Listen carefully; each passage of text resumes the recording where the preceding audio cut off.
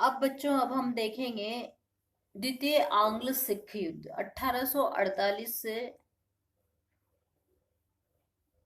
1849 तक। इस समय गवर्नर जनरल जो थे वो लॉर्ड हॉर्डिंग के स्थान पर लॉर्ड डलहौजी बनाए गए थे।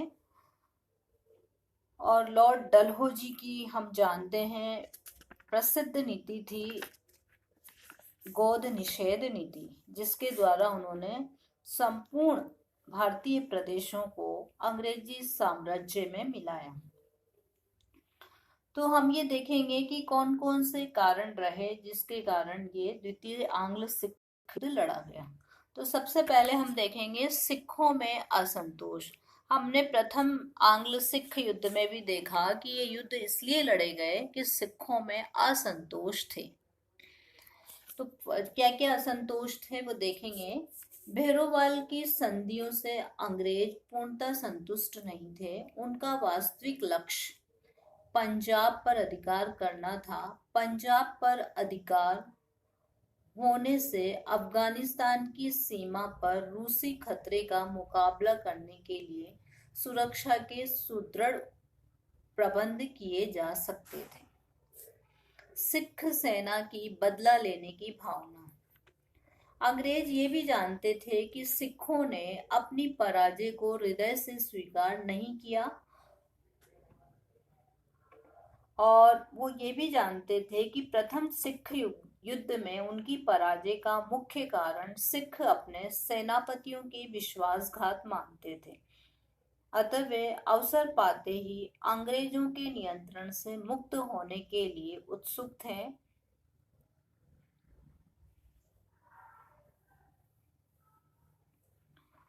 इसलिए सिख सेना का अपराजित अभियान अपनी पहली हार को हजम नहीं कर सका। इस सिखों की वीरता और सिखों की सेना और सिख सरदारों के बारे में अंग्रेजों के क्या विचार थे।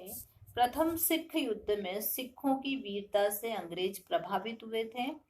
यद्यपि प्रथम सिख युद्ध के पश्चात सिखों की सैनिक शक्ति घटा दी गई थी, किंतु फिर भी वो इतनी कम नहीं थी कि वो आसानी से उन्हें दबाया जा सके।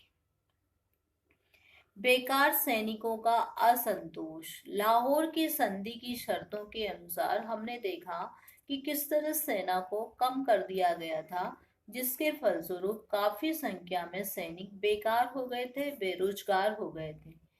वे भी पंजाब में अंग्रेजों के बढ़ते हुए नियंत्रण का विरोध करने में असंतुष्टों को सक्रिय सहयोग देने के लिए तैयार थे। पंजाब में सामाजिक सुधार के प्रयत्न।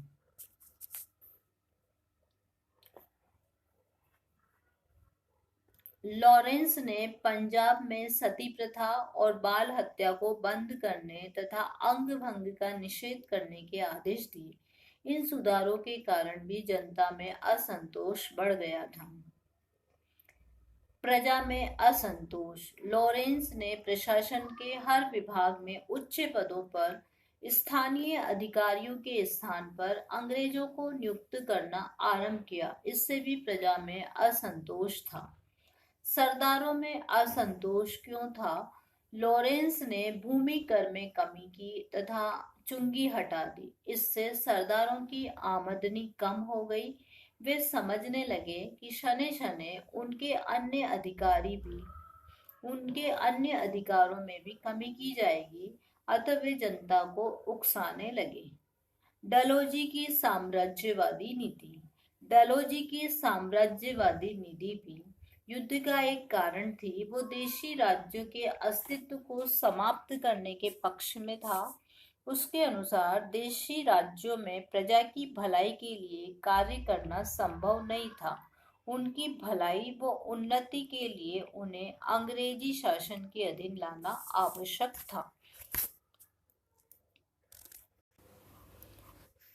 इस युद्ध का जो तत्कालीन कारण बना वो रहा मुल्तान के शासक मूलराज का अंग्रेजों के प्रति दुर्व्यवहार। अब ये क्या इतिहास था? मूलराज के शासक, मुल्तान का राजा था मूलराज, के साथ अंग्रेजों का दुर्व्यवहार। महाराजा रणजीत सिंह के शासनकाल में उन्होंने मुल्तान को जीतकर सावनमल को वहां का दीवान नियुक्त किया था। उसे 17.5 लाख रुपए सालाना वार्षिक आमदनी का आधा भाग लाहौर दरबार को देने पड़ते थे। 1844 में जब सावनमल की मृत्यु हो गई तो लाहौर यहाँ का दीवान बनाया गया मूलराज को। उस समय लाहौर में लाल सिंह प्रधानमंत्री था। मूलराज से 18 लाख रुपए नजराने की मांग की, जिसे मूलराज ने 3 किश्तों में देना स्वीकार किया। प्रथम सिख युद्ध की अवधि में मूलराज से लाल सिंह ने बकाया लगान और नजराने के रुपए की मांग की। मूलराज ने इसे शीघ्र चुकाने का वादा किया।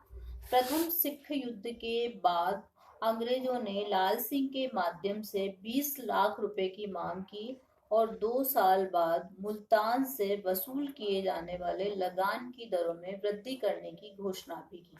विवश होकर मूलराज ने इन सब शर्तों को स्वीकार किया, किंतु अंग्रेजों ने उस पर कुशासन का आरोप लगाकर 2 अंग्रेज कमिश्नर, 9 अंग्रेज कलेक्टर और 7 अंग्रेज जज वहां भेज दिए। इस कार्रवाई को अपने राज्य के प्रशासन में आंतरिक हस्तक्षेप मानकर मूलराज ने त्यागपत्र दे दिया। सरदार काहन सिंह को मूलराज का दीवान नियुक्त किया, मुल्तान का दीवान नियुक्त कर दिया गया और उसकी सहायता के लिए अंग्रेज अधिकारी लगा दिए गए। अंग्रेजों द्वारा मूलराज पर अंग्रेज अधिकारियों की हत्या का आरोप लगाया गया। जबकि अंग्रेजों की हत्या में मूलराज का कोई हाथ नहीं था और विवश होकर उसे विद्रोह करना पड़ा। ऐसी स्थिति में मूलराज के विद्रोह में अंग्रेजों द्वारा महारानी जिंदन का हाथ बताया गया और उसे बंदी बना दिया गया।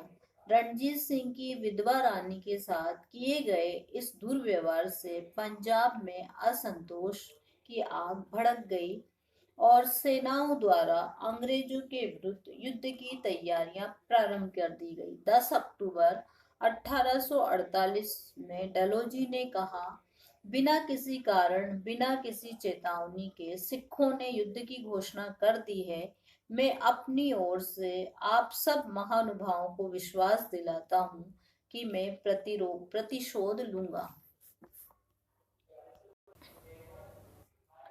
22 नवंबर 1848 को चिनाब के निकट रामनगर में दोनों सेनाओं के मध्य युद्ध हुआ।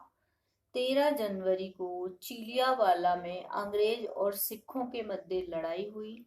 इसमें सिखों की जीत हुई। 22 जनवरी को चिनाब के किनारे गुजरात नामक स्थान पर अंग्रेज और सिखों के मध्य अंतिम युद्ध लड़ा गया।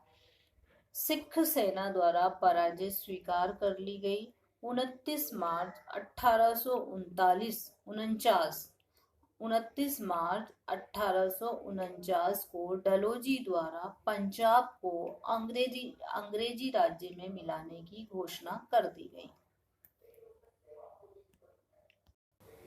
अब हम देखेंगे कि सिखों की हार का क्या कारण था। तेज सिंह का विश्वासघात था और इस युद्ध का क्या परिणाम निकला। सिखों की हार हुई और संपूर्ण पंजाब पर जो है वो अधिकार कर लिया गया डलहौजी के द्वारा।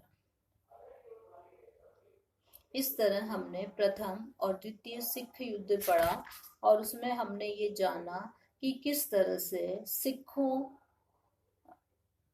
सिख राज्य पंजाब पर डलहौजी ने कुशासन का आरोप लगाकर सेनाओं को तैयार करके और इसे अंग्रेजी साम्राज्य में मिला लिया।